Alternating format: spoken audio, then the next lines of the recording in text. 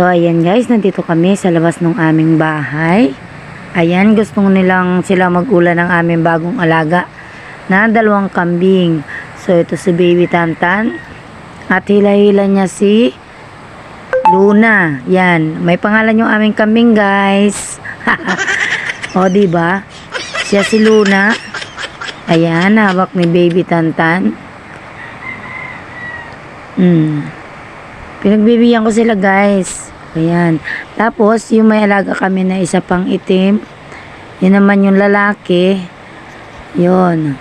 Hawak naman siya ni Kuya Sian. Dito lang muna kami guys. Tambay-tambay lang. Para pag nabusog, iuwi na ulit namin sila sa bahay. Yan. Kasi mas maraming damo dito guys. Ito yung dinadaanan namin guys pag kami pumunta sa school. So, ayan yung aming isang itim. Yan. Tuwan-tuwa sila guys. Ang pangalan nitong itim namin kambing guys ay si Blacky.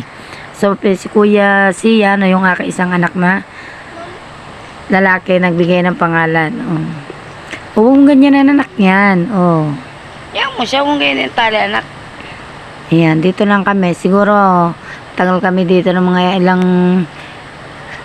minutes para sila makakain ng mga damo. Yan. Ang pumili dito guys yung aking panganay, si Chris Orr. Yan. Enjoy lang ang kain, mga kambing. Yes po. Yan. Diba? So, bala ko dito guys, para ramihin namin ito. Para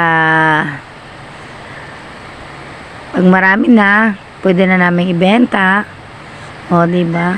Simula lang muna kami dito sa 2, isang lalaki, isang babae.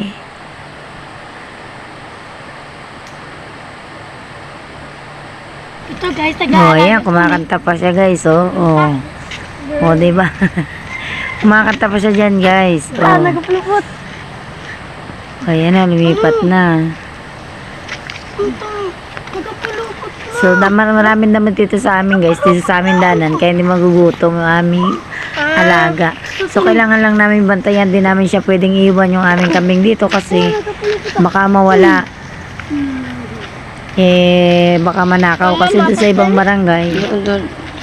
Nanakaw yung kanilang mga alagang kambing. So, kami, bantay muna namin dito ng mga ilang minuto lang, tapos uuwi na namin siya. Hindi naman masyadong mainit guys kasi hapon na. 4:00 na ito. Yan.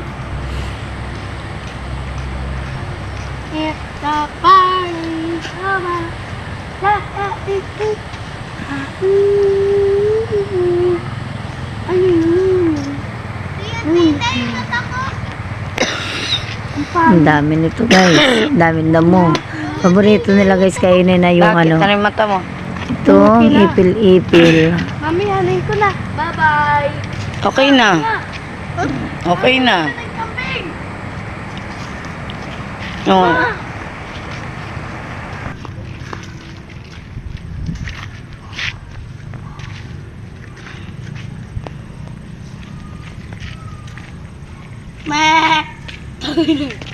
Wala, dito.